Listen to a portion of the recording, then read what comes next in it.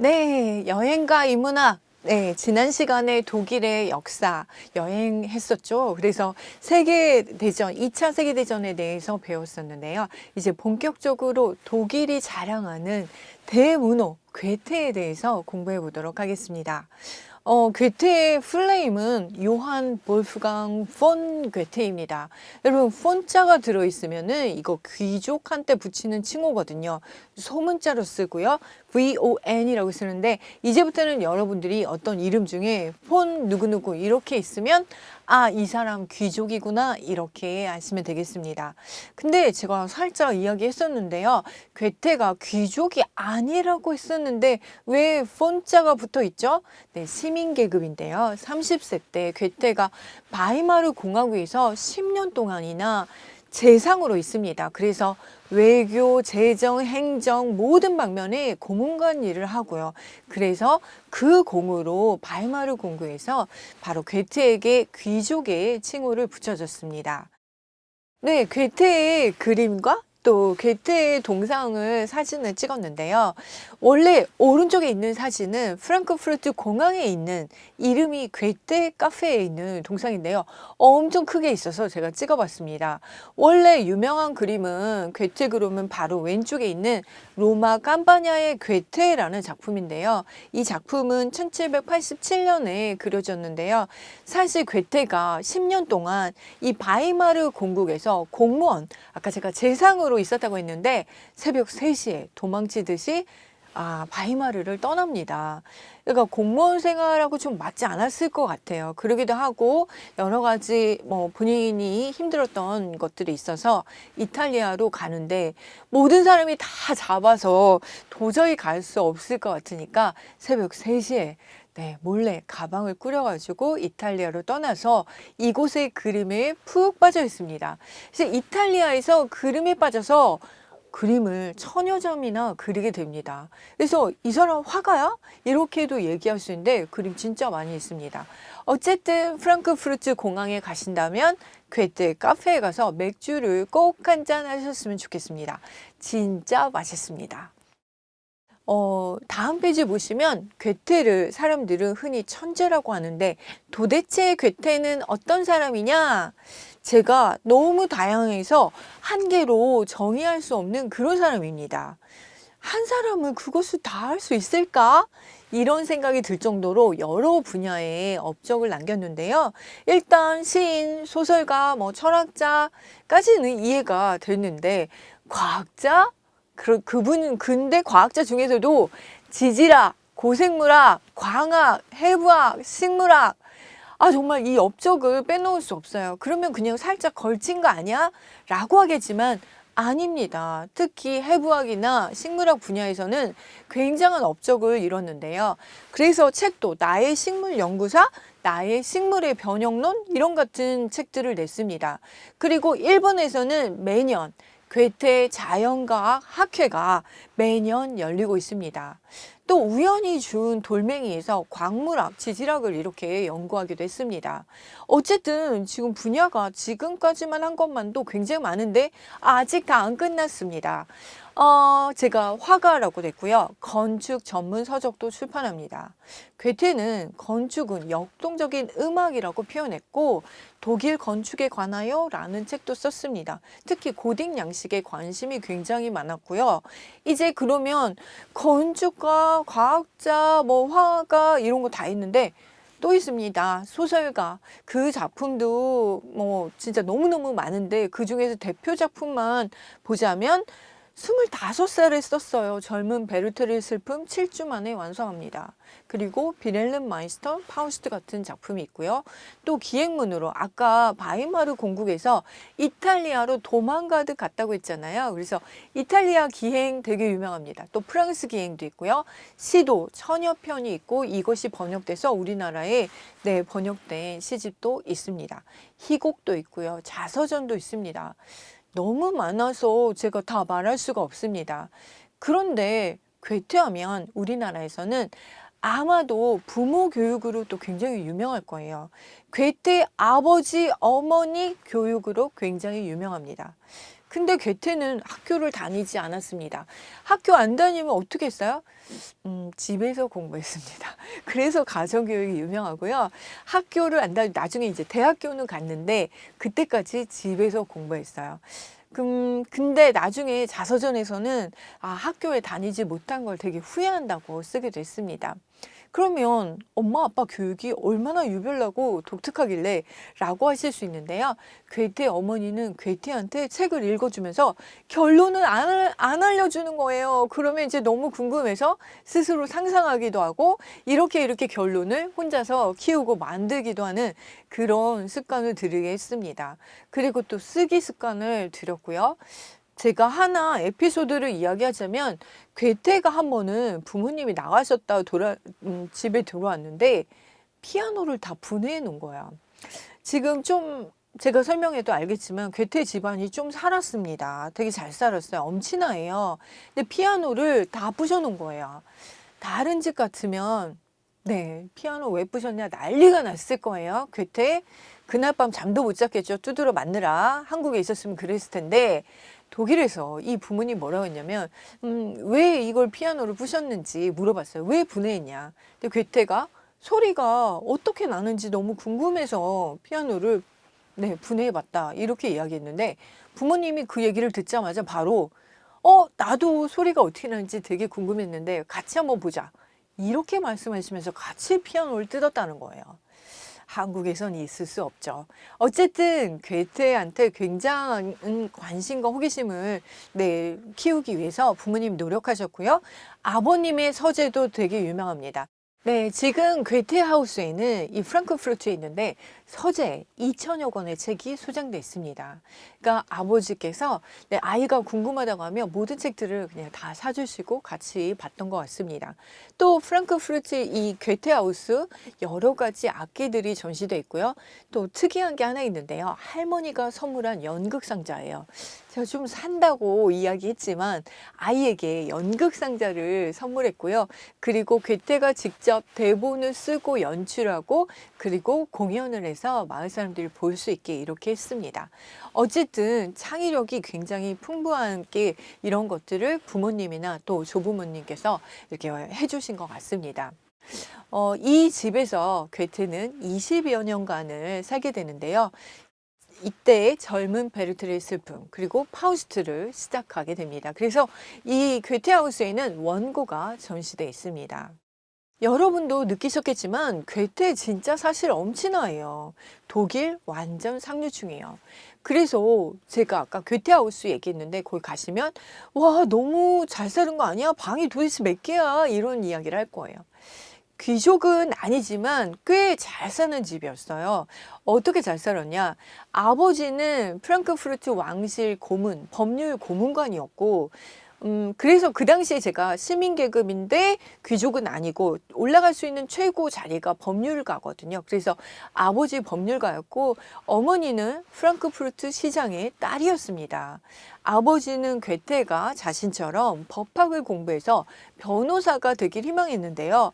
근데 사실 괴테는 너무나 호기심이 많고 다양한 분야에 관심이 많았습니다. 본인이랑 잘 맞지 않았을 것 같아요. 어쨌든 시민계급의 사람이 올라갈 수 있는 최고 자리 법률가가 되기 위해서 대학에 가기는 합니다. 그러면 어렸을 때는 어떤 공부를 했는지 한번 볼게요. 어릴 때는 사교육으로 제가 이제 집에 가정교사들을 들여서 공부를 시켰는데요. 예술교육 그리고 교양 수업 했고요. 외국어 공부를 했는데 10세 이전에 벌써 5개 국어를 능수능란하게 구사할 수 있도록 가르쳤습니다. 그리고 70이 넘어서는 그러니까 이거는 가르친다고 되는 게 아니라 괴테가 공부하려는 욕심이 되게 많았던 것 같아요. 70이 넘어서는 아랍어를 배워서 아랍어 책을 냅니다. 도대체 이분은 네, 몸이 몇 개인지 모르겠어요. 굉장히 많은 일들을 합니다. 정치인으로서도 또 관료로서도 오랜 공직 생활도 했고 정말 끝없는 호기심과 열정, 지식에 대한 이런 것들이 되게 많았는데 이분한테 정말 특이한 점이 하나 있습니다. 그것은 바로 괴테는 사랑꾼이다. 이거를 네, 지금부터 살펴보도록 하겠습니다. 네, 독일 사람들은 괴테를 정말 독일인의 자부심 이렇게 부르고 있는데요. 프랑크푸르트에는 괴테 이름을 딴 대학이 있습니다. 이 대학은 원래 주립대학이었거든요. 근데 100주년, 괴테가 태어난 지 100주년을 기념하기 위해서 이름을 요한 몰프강 괴테 대학교로 이름을 바꿨습니다. 사회과학 쪽에서 굉장히 유명한 대학이고요. 그런데 이제 줄여서 괴테 대학교라고도 부릅니다. 노벨상 수상자만 20명이 나온 이런 대학입니다. 2012년에는 세계 대학 중에서 10위권에도 들었지만 지금은 상당히 밀려 있어서 200위권 바깥쪽으로 밀려났습니다. 어쨌든 당시 시작했을 때는 굉장히 인기가 있었던 그런 대학입니다. 독일 사람들은 세계대전 중에 막 괴테하우스로 몰려갔다고 해요. 제가 아까 괴테하우스 프랑크푸르트에 있는데 여기서 태어난 곳이라고 했습니다. 근데 사람들이 몰려가서 뭐를 했냐면 아까 그 서재에 있죠. 거기 가서 책을 다 가져간 거예요. 그리고 여러 가지 거기 있던 장식품도 이런 거 다 가져갔어요. 저는 도둑이라고 생각했는데 아니고요. 전쟁 중에 파손될까 봐 가지고 갔다가 전쟁 후에 다시 가지고 와서 지금의 상태로 복원해 놓은 거죠. 독일 사람들 정말 대단한 것 같습니다. 또 하나, 괴테에 대한 자부심 진짜 대단한데요. 다음 화면을 보시면 괴테 인스티튜트가 있습니다. 전 세계를 활동 무대로 삼는 독일의 문화기관인데요. 원래 독일 문화원, 다른 나라 같으면 영국 문화원, 프랑스 문화원 이렇게 붙이는데 독일에서는 괴테 인스티튜트라고 이름을 붙였고요. 우리나라는 남산에 서울 본원이 있습니다. 그리고 대구, 대전, 부산, 광주에서 전체 5개의 괴테 인스티튜트가 있습니다. 독일어 시험도 볼 수 있고 독일과 관련된 이런 문화와 관련된 행사들도 하는 곳이 바로 괴테 인스티튜트입니다. 괴테는 지적인 호기심만 넘쳤던 건 아닙니다. 사랑꾼이었는데요. 괴테는 정말 여성을 만날 때마다 너무 쉽게 사랑에 빠져요. 금사빠라고 하죠. 금세 사랑에 빠지고 또 고통받고 그리고 나서 그걸 작품으로 씁니다. 작품 속에 자신이 만난 여성들을 그려 넣어서 영원히 남기는 작업들을 하는데요. 여성들을 만날 때마다 작품의 분위기가 완전히 좀 달라졌습니다. 괴테가 말년에 자신의 인생을 돌아보면서 자신의 인생을 한 말이 있는데 뭐냐면 사랑했노라, 괴로워했노라, 배웠노라. 내 평생은 이 3개의 단어로 표현할 수 있다. 이렇게 이야기했습니다. 그만큼 사랑꾼이었는데요. 유부녀를 사랑하기도 하고 약혼자가 있는 여인을 좋아하기도 했습니다. 게다가 이건 좀 말도 안 되는데 엄마 친구? 엄마 친구를 좋아하기도 하고요. 70이 넘은 나이에 10대 소녀한테 반해서 청혼을 하기도 했습니다. 근데 결국 아들이 반대해서 이 결혼까지 가지는 못했습니다. 어쨌든 유명한 화가나 예술가나 이런 사람들 여성 굉장히 많이 나오고 바뀔 때마다 대작이 나왔는데요. 괴테도 그랬습니다. 괴테는 사랑에는 빠지지만 근데 금세 식어버렸어요. 그래서 금방 또 다른 여자를 만나고 제 생각엔 또 결혼도 몹시 두려워했던 것 같습니다. 그러면 이제부터는 괴테의 여인들에 대해서 좀 살펴볼게요. 어떤 작품에 어떤 주인공으로 등장했는지 보도록 하겠습니다. 괴테의 공식적인 첫사랑입니다. 아니, 그 무슨 공식적인 첫사랑. 그 전에 또 그레테인도 만나요. 그래서 이 그레테인 같은 경우에는 파우스트의 여주인공으로 나오거든요. 그레테인은 그냥 술집에 일하는 날르는 웨이트리스 같은 여성이었는데 굉장히 어린 나이에 반하기도 합니다. 그러나 우리가 잘 알려진 거는 공식적으로는 첫사랑이 프리데리케 브리온이다. 이때 대학 때 가서 이제 첫사랑으로 알려졌습니다. 물론 대학에 갔을 때 여관집 딸인 쉰코프와도 사랑을 했어요.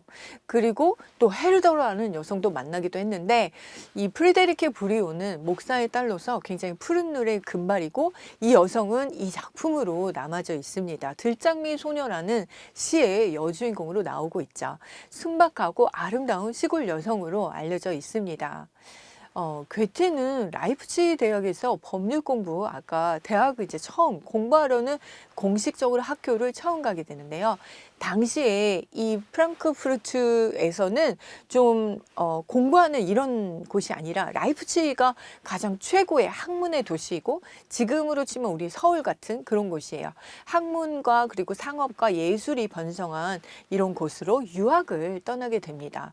그리고 부모님과 이제 떨어져서 처음으로 가게 되고 거기서 독자적으로 이제 누군가를 만나서 사랑하는 일을 하게 되는데 이게 바로 첫 번째 공식적인 사랑은 프리데리케 브리온입니다. 네, 들장미 소녀라는 시 여러분들 잠깐 잠시 감상하시고 가실게요. 한 소년이 한떨기 장미를 보았네. 들에 핀 장미를. 갓 피어난 장미는 새 아침처럼 아름다웠네. 소년은 얼른 달려가 가까이서 보았네. 소년의 눈에는 기쁨이 가득 고였네. 장미여, 장미여, 새빨간 장미여, 들에 핀 장미여. 이제 막 사랑하게 된 첫사랑의 마음 같은 이런 이야기를 들장미 소녀를 통해서 보여준 것 같습니다. 그런데 괴테는 이렇게 프리데리케 브리온을 들장미 소녀까지 바치고 좋아했었는데요.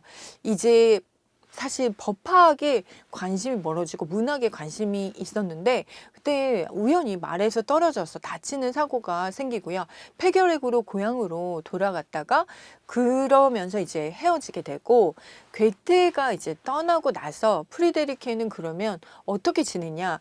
사실 여러 번 자살 시도가 있었습니다. 그리고 그 뒤에 괴테를 못 만났지만 실제로 61세까지 혼자 살았어요. 당시에 결혼을 안 하고 여자가 이렇게 혼자서 산다는 거? 이거 굉장히 어려운 일인데 그렇게 했습니다. 괴테에 대한 사랑이 굉장히 컸었던 것 같습니다.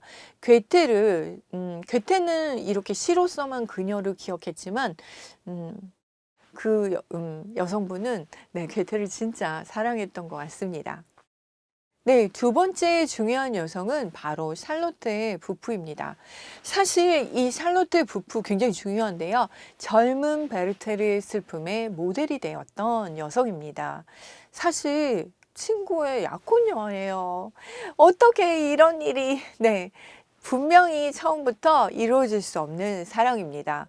사실 이제 법률 공부를 하기 싫어했지만 그래도 부모님이 그렇게 계속해서 학위를 다 마칩니다. 그리고 1772년 베칠라르 고등법원에 출근하게 되고 거기에 친구 캐스트너를 만나게 되는데 이 캐스트너의 약혼녀가 바로 샬롯테 부프입니다. 그리고 이거는 그대로 젊은 베르테르의 슬픔에서 베르테르와 그리고 롯데가 만나는 그런 이야기로 똑같이 무도회에서 만났는데 무도회에서 똑같이 만나는 그런 걸로 그려지고요. 괴테는 사실 이미 약혼자가 있는 여자잖아요. 이거 거의 짝사랑이거든요. 캐스트너는 이런 얘기를 해요. 한 번도 둘이 만난 적이 없다. 같이 셋이 항상 만났고 그리고 만났어도 간접적으로만 이렇게 만났을 뿐이지 혼자 좋아한 것이다라는 걸 분명히 밝혔어요. 어쨌든 근데 괴테는 자살 시도까지 했어요. 물론 젊은 베르테르의 슬픔에서는 베르테르가 자살하는 것으로 끝납니다. 이때 괴로워하고 이래서 다른 친구가 그냥 여길 떠나서 가서 딴 데 가서 쉬어라 라고 해서 집에 돌아오는 게 프랑크푸르트로 돌아가서 쓴 책이 바로 젊은 베르테르의 슬픔입니다. 네, 다음 여성은 릴리 슈네만입니다. 괴테가 결혼할까 생각하고 약혼했던 여성입니다. 당시 그녀는 16살이었는데요. 귀족 집안의 딸이었어요. 근데 괴테의 귀족인가요? 아니죠. 시민계급이죠. 근데 이때 괴테는 그럼 어땠냐? 괴테는 이미 젊은 베르테르의 슬픔을 써서 베스트셀러 작가가 됩니다. 유럽이 난리가 났어요. 막 온갖 사람들이 괴테 만나자고 난리가 났어요. 그 정도로 유명한 작가가 됐어요. 그렇지만 변호사로서의 앞날은 좀 불투명해졌다고 보시면 돼요. 근데 이 결혼 반대합니다. 누가 반대했을까요? 네, 릴리 슈네만의 집안에서 반대합니다. 근본도 모르는. 그리고 작가에서 어떻게 생계를, 이거 어려운데 먹고 살 수 있어.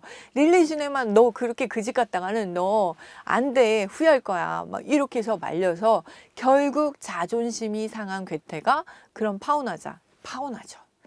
아마 릴리 시네만 집안에서 지금 이 사실을 안다면 땅을 치고 후회했겠죠. 그리고 이제 또 한 분 중요한 여성이 있는데요. 샬롯테 폰슈타인입니다. 이 여성은 7살 연상의 유부녀, 게다가 아이가 7명이나 있고요.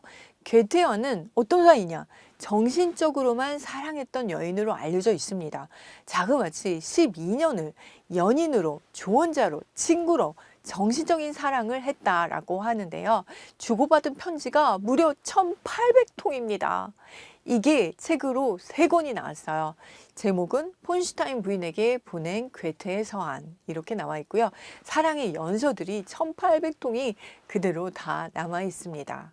그리고 또 괴테 인생에서 중요한 분이죠. 유일하게 괴테와 결혼을 하신 분입니다.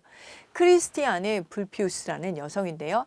괴테보다는 16살 연하예요. 근데 공장 여공 출신이에요. 바이마르에서 어느 날 괴테가 산책하고 있는데 그녀가 달려와서 저희 오빠 송사일 좀 도와주세요. 막 이렇게 돼가지고 이제 만나게 돼서 여러 번 만나면서 사귀게 되고 동거하게 되고 아들까지 낳습니다. 근데 결혼은 그때 한 게 아니에요.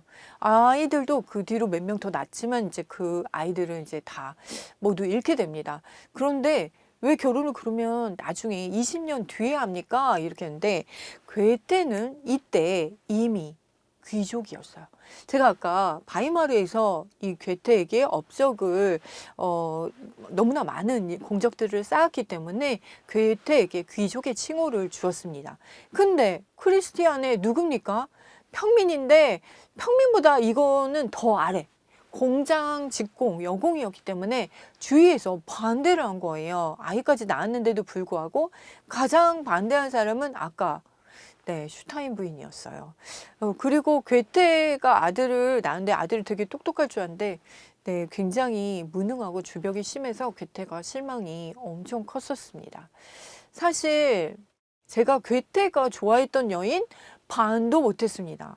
그만큼 사랑꾼이고 바로 만나고 바로 또 사랑에 빠졌다가 바로 또 헤어지고 다른 여자 만나고 이렇게 했습니다.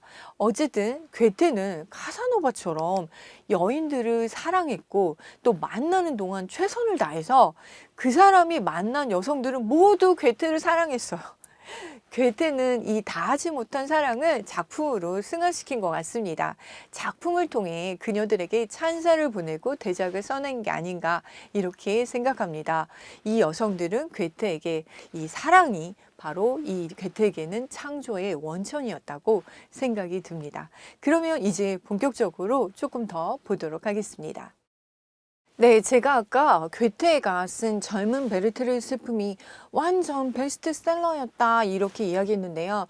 괴테는 이거 진짜 7주 만에 이렇게 써서 출간되자마자 매진이 나고 유럽과 미국이 수많은 해적판이 나돌았습니다. 특히 정말 이상한 현상들이 벌어졌는데요. 이건 바로 베르테르를 따라하는 현상이에요. 작품 속에서 베르테르가 입었던 옷 스타일, 남성들이 모두 다 그 옷을 따라 입었어요. 그게 무슨 옷이었냐면 파란색 연미복에 노란색 바지, 그리고 갈색 줄이 달린 부츠. 이거 안 입으면 밖에 못 나갔습니다. 그 정도로 인기가 있었고요. 또 의상만 따라한 건 아닙니다. 이 책에 베르테르가 자살한 것처럼 죽는 사람들이 엄청나게 늘어났어요. 베르테르가 죽던 그 모습처럼 그대로 자살을 따라했는데요. 그래서 이러한 현상을 베르테르 효과라고 합니다. 여러 유명 연예인들이 죽고 나면 사람들이 따라서 죽는 현상들이 많이 발생을 합니다. 과거에 엘비스 프레슬리, 또 장국영, 또 우리나라에도 유명한 여배우가 죽었을 때 이렇게 따라 죽는 사람들이 되게 많이 늘어났었는데요. 이걸 연구한 사람이 있습니다. 바로 미국 캘리포니아 대학의 사회학자 데이비드 필립스가 이 죽음에 대한 연구를 했습니다. 실제 미국의 어느 기간 1947년부터 68년 동안 미국에서 발생한 자살 통계를 분석한 결과 자살이 신문의 기사로 이루어진 뒤 2개월 이내에 평균 상당히 많은 사람들이 자살하는 사건이 증가됐다라는 현상을 발견했고요. 이렇게 따라서 죽는 이런 모방 자살 또는 자살 전염이라고 부르는데요. 이걸 베르테르의 이름을 따서 베르테르 효과라고 합니다. 이탈리아에서는 너무나 많은 사람들이 자살을 해버리니까 이탈리아 교황이 이제 번역본이 또 나왔는데 나오자마자 다 사버려요. 그래서 이탈리아에서는 바로 매진이 됐는데 이유는 교황이 사서 다 불태워버렸어요. 왜냐하면 이 책의 영향을 받아서 따라서 죽을까 봐 이렇게 했고요. 그러면 도대체 얼마나 많은 사람들이 자살한 겁니까? 라고 하면 당시 기록만 2,000명 이상이 된다고 하니까 굉장히 놀라운 숫자죠. 네.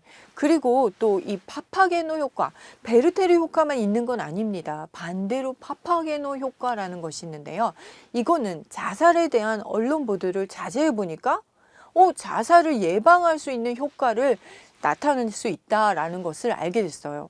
그래서 이거는 모차르트의 오페라 마술피리 그 중에 캐릭터 파파게노가 있는데 얘가 요정의 도움으로 자살하고 싶었는데 그거를 억제해서 하지 않았던 것에 유래를 해서 이름을 파파게노 효과라고 합니다. 실제 1970년 오스트리아 비엔나에서는 지하철에서 자살하는 사람이 급증하자 이거를 분석해 봤어요. 그랬더니 언론에서 이 자살하는 방식을 자세히 보도하니까 자살이 좀 더 부추겨졌다라고 해서 요거를 좀 자제를 하는 언론 자제를 좀 줄이니까 자살도 줄었습니다. 우리나라에서는 주로 어디로 가나요? 한강에 또 굉장히 많이 드라마나 이런 데 보여지잖아요. 그래서 오히려 그 장소가 자살을 하는 사람을 부추긴다 이렇게 된 이야기가 될 수 있겠습니다. 오른쪽 사진은 모차르트, 오스트리아의 모차르트 생가입니다. 노란색 건물로 유명한데요. 마침 연인이 제 앞에서 딱 있어서 도착을 했습니다. 왼쪽은 마스피리 가운데서도 이 유명한 아리아죠. 밤의 여왕에 대한 건데요. 이걸 그림으로 그린 거고요. 우리나라에서는 조수미 씨가 밤의 여왕 굉장히 어려운 아리아 중에 하나인데 조수미 씨가 부른 것이 굉장히 유명합니다. 여러분 꼭 찾아서 한번 보셨으면 좋겠습니다. 그러면 요번에는 그렇게 그런 효과 말고 정말 베르테르 열풍이라고 하는 피버, 베르터 피버라고 하는데 우리는 베르테르라고 하는데 이제 독일 사람은 베르터라고 하거든요. 그래서 이 베르테르 열풍에 대해서 좀 알아보도록 하겠습니다. 네, 베르테르 열풍은요, 소설의 내용을 소재로 다양하게 상품들이 만들어지는 거예요. 마치 문학 작품 속의 그 내용을 현실로 이벤트화한 거죠. 그 중에서 이제 마이센 도자기 같은 경우에 거기에다 이제 뭐 도자기에다 그림을 베르테르와 그다음에 로테의 그림을 그리기도 하고요. 피겨린이라고 해서 피겨린은 피규어 그러니까 인형 같은 그런 걸 만드는 거고요. 향수도 있었고 뭐 빵이나 뭐 이런데 온갖 베르테르의 뭐 사진들 그림들을 막 붙이는 거예요. 마치 우리가 지금 BTS 아이돌 굿즈 사는 것처럼 독일 사람들뿐이 아니라 유럽 사람들 전체가 다 베르테르의 이름이 들어있으면 다 사고 싶어 했죠. 그걸 바로 베르테르 열풍이라고 합니다. 그 중에서 이 마이센 도자기 피겨린에 대해서 이야기해 볼게요.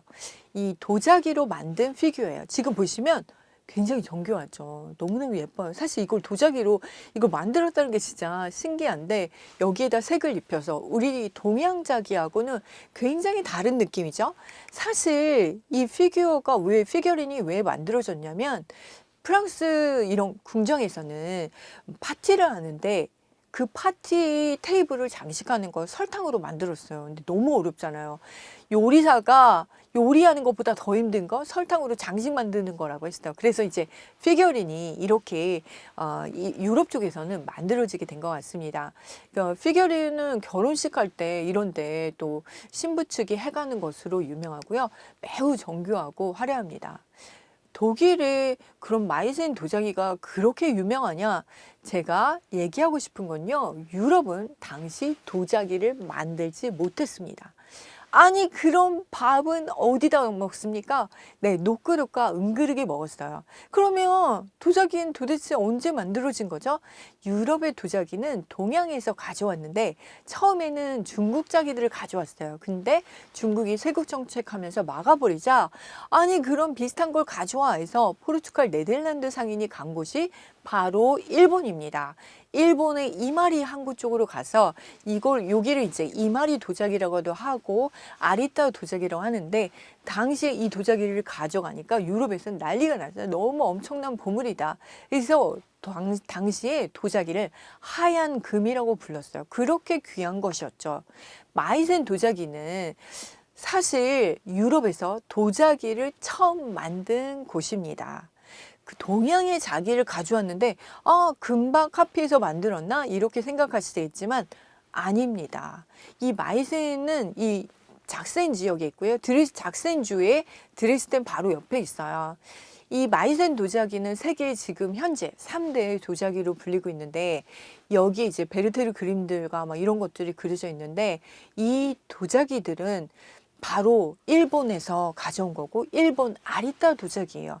그러면 이 아리따 도자기는 또 누가 만들었냐? 이게 제가 오늘 얘기하고 싶은 겁니다. 바로 이 아리따 도자기는 일본이 임진왜란을 뭐라고 부르죠? 도자기 전쟁이라고 부르죠.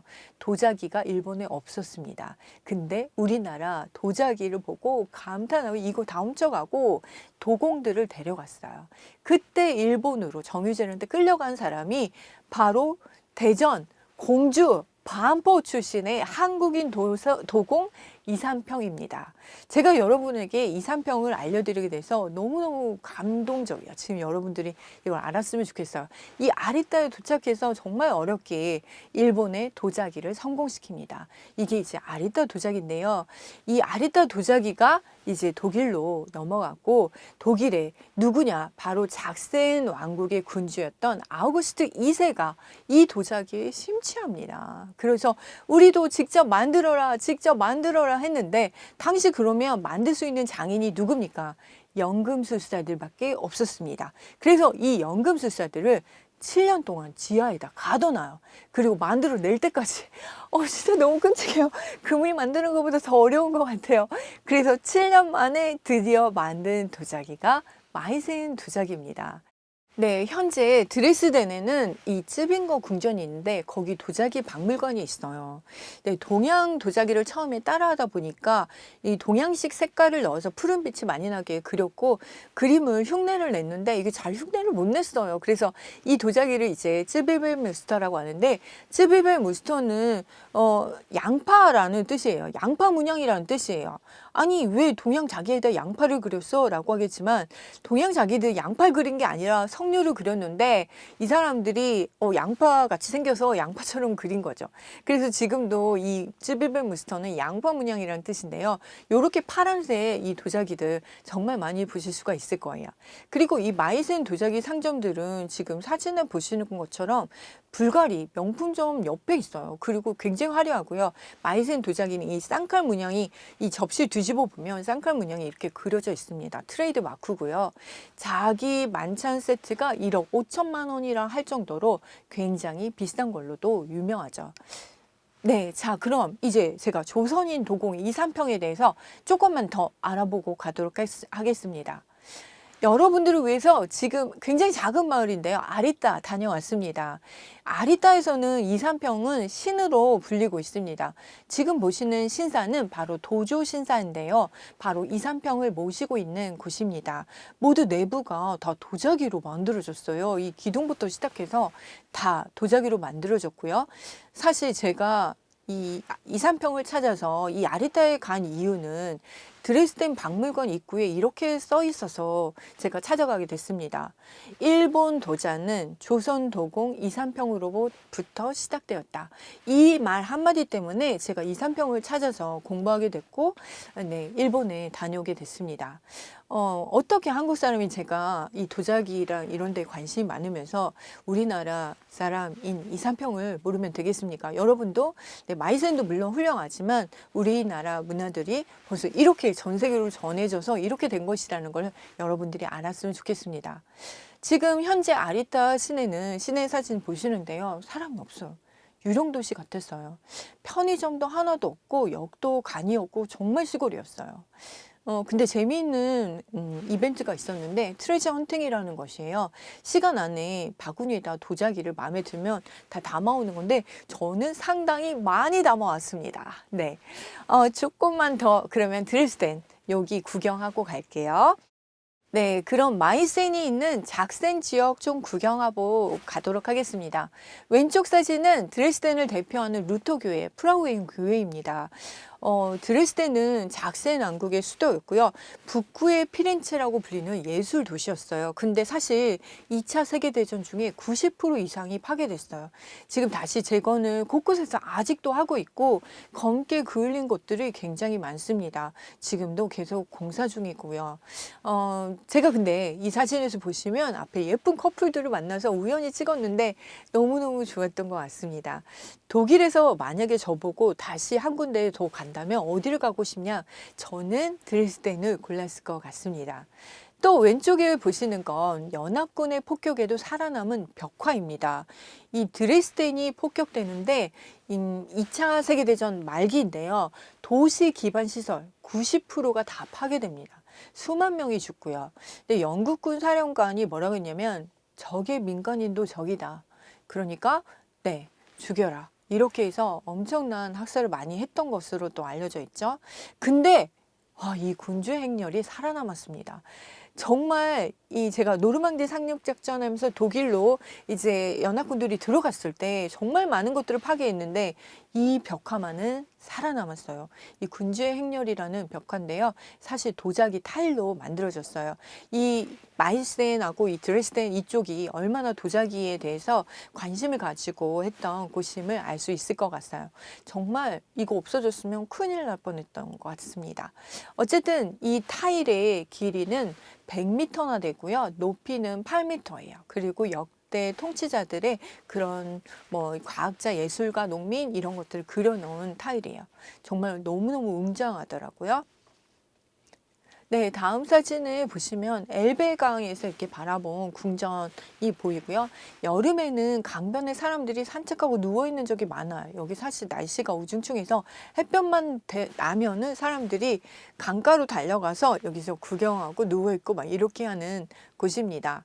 네, 지금 여러 도시들을 조금 봤습니다. 그리고 괴테가 어떤 사람이었는지 좀 배워봤습니다. 마이센 도자기와 또 2, 3평에 대한 인연도 알아봤는데, 여러분 다음 시간에는 괴테의 본격적으로 괴테의 작품, 젊은 베르트르의 슬픔, 도대체 어떤 책인지 알아보도록 하겠습니다. 오늘도 수고하셨습니다.